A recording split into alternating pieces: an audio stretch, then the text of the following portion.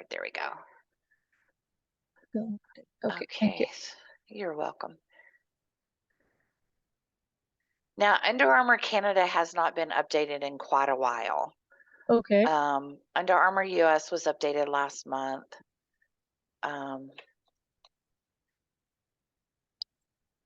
When you say updated, what was updated?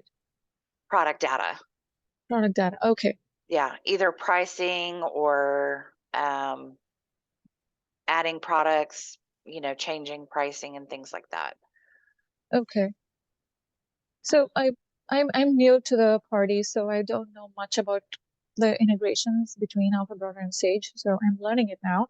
Mhm. What I know so far is that they are sending you product data and price data, whatever, through files, flat files, on a regular basis, and then you consume them. Is that right? Yes, through the API, they're pushing the data to us. Okay. Through the API. I mean, I was of the understanding that there was no API. They were just sending you direct files and you would. No, it's through the API. Okay, so there is an API and they're sending the data through the API. Okay. And what Yes. is being upgraded now? The API, is there a new version that we need to upgrade Yes. to? Okay. Yes. It's kind of totally changed from the previous version. Well, I Okay. say totally, no. The authentication changed and the endpoint has changed. Okay. Okay. So it's just a few little things that have changed. But in the process, um, one of the things that we're having issues with is your product data is not getting updated in a easy fashion. Let's say that, because we get a lot of reports from distributors saying that the product data is incorrect. Okay. Also, I don't know why originally it was set up to only update inventory once a week. Mm, That is really not adequate for apparel. Just because your apparel, your inventory changes so much mm-hmm. based on, if they order mediums or large or extra large and things like that. Yeah. Yeah. Um, Okay. so I I mean, there's not we don't have like a requirement that your inventory has to be updated, a certain time, but I mean, at least with apparel, it should be updated once a day. Okay. Um, if not live or several times a day, just because you guys are such a big company Mm, and you have so much sales going on and you're so well known in the promotional products industry that I mm. know your inventory changes pretty significantly. It does. Uh-huh. Yeah, and so that's one of the issues. Along with, just we've got some products that are in incorrect categories. Mm, We've got, images that are missing on some products. And the problem is when we do get these reports that something is wrong or not correct, I don't even know who to go to get it fixed. mm. And no, neither does anybody else in your company. So Okay. That's a bummer. that's that's some of the biggest issues. And because we have 45,000 distributor users, and Mm, usually when they contact us and say, hey, this product is the pricing is incorrect in Sage, it's probably because they're trying to quote it to their customer, or mm, they're trying to put it into maybe a showroom on their website. And when I have a ticket and I send it over, Rick is the person I've been dealing with. I mm. send it over to Rick and I don't get a response for 2 months. Yeah, that's not good. The distributors get upset with us when it's Of really not our course. fault. Yeah. Of course. So what I want to do is hopefully you're seeing my screen. Am I Yes. sharing? Okay, good. Yes. Um, so what I kind of want to do is show you how some of your information currently looks, Yes. so that you get a better understanding of how Sage works. I Mm-hmm. know I'm a big picture person, so I have to see how the whole thing works.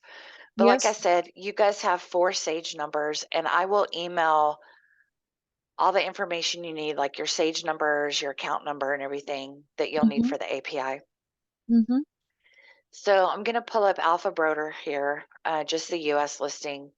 Mm-hmm. You guys currently have almost 2,300 products listed. Mm-hmm.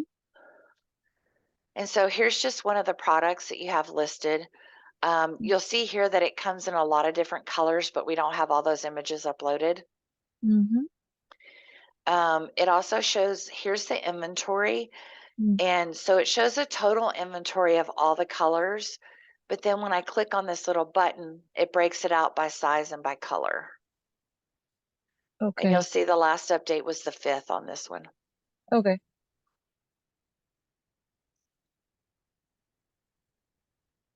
Go down and here's a pair of pants. We'll do this too.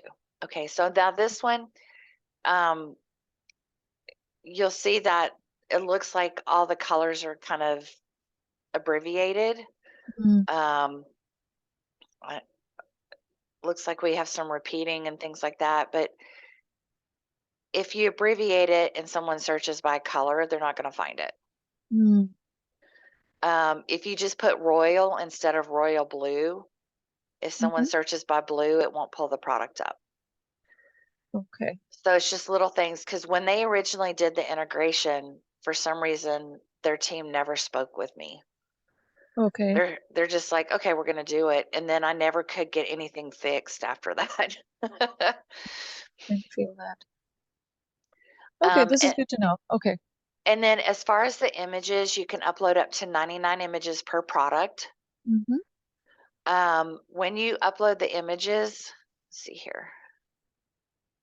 I think, yeah, you'll see here that the caption is the color. Mm-hmm. And that'll help too. So if somebody searches by Kelly Green and they get a list of products, it's going to show this image. It'll show the Mm-hmm. Kelly Green image. So that part is done correctly. Okay. Let's see. And then again, it shows the breakout by color and by size. Mm-hmm. And these are little tyke sizes. So, Yeah. and then the sizes are listed here as well. Um, and then, like I said, there's some products that are in incorrect categories. And I know that has to do with how you guys categorize your products on your side. Mm-hmm. Let me see which one is, trying to think of which one of the categories.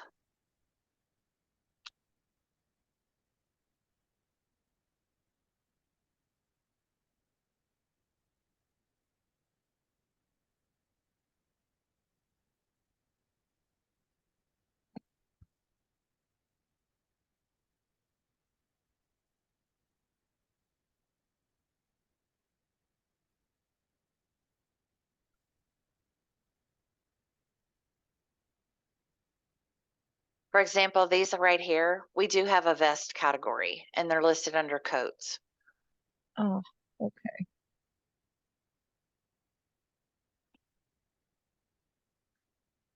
I'm looking to see because I had a list of other ones.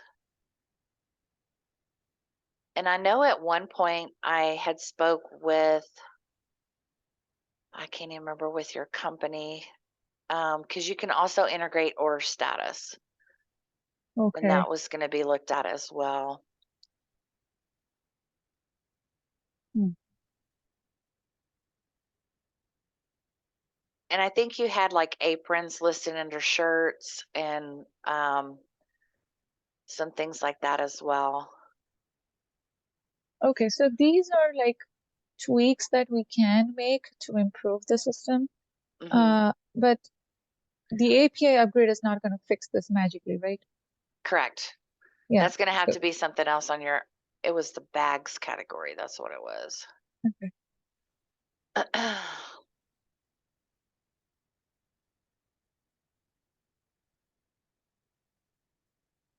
Yeah, aprons under bags. Mm.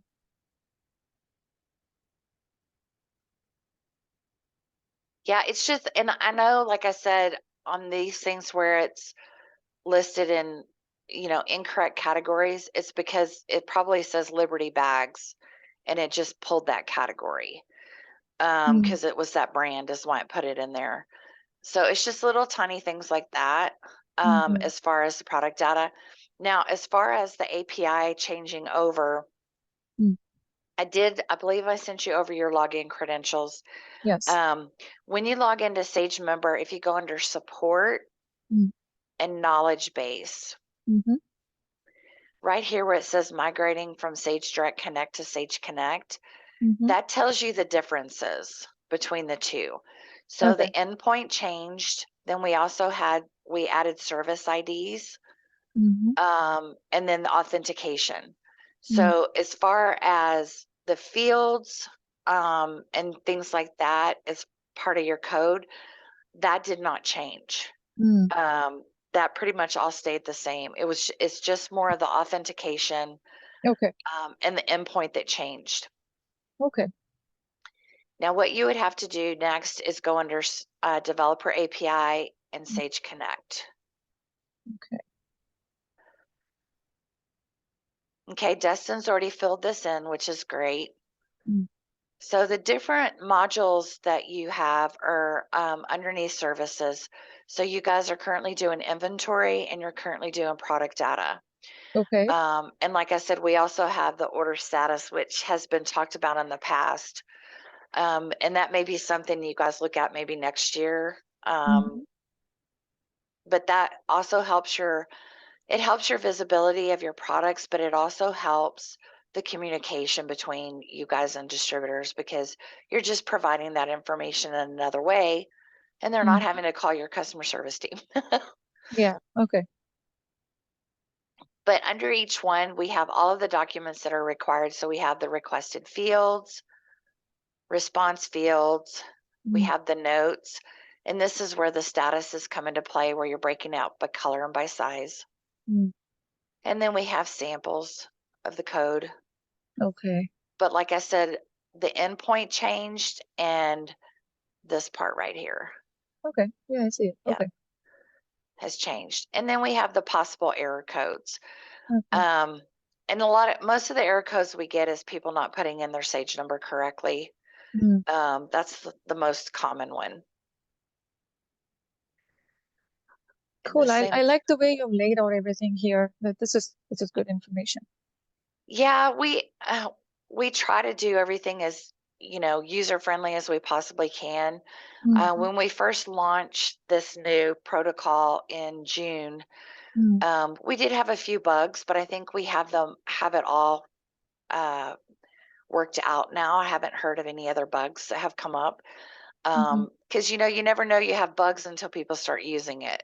Yeah, of So, course. Yeah. and then the product data one is laid out exactly the same ways also. Okay. So do you know from your end that the field layout haven't changed due to the API upgrade? The fields are the same, whatever is The incoming fields and are the same. outgoing. Yes, Okay. the fields are the same for product data and inventory. I Okay. know you guys aren't doing order status, but I know there was a few changes with the order status, but Okay. that's not gonna, yeah, Not impacting us. Okay, cool. yep, This is great. yep, Okay. So I'm yep. gonna log in with information you provided and poke around this page. Okay. And yeah, like you showed me under support, there's a knowledge base. I can read through some articles or anything out there to gather more information. Yes. But this is a start, from nowhere. At least I'm somewhere right now, so that's good. Yes. And I will email over to you all the Sage numbers and the account numbers so that Perfect. you have that because you'll need that with the authentication. Okay, perfect. Thank you And so then much, Carmen. Yeah. the nice thing too is once you get started Mm. and you're pushing the data with these new protocols, Hmm. there's an analytical tab now that you'll be Okay. able to see. Um, somebody did something regarding inventory. So I don't know. The spike, does that mean you got a lot of new data? It was just two Okay. records. Okay. Yeah. Let me see.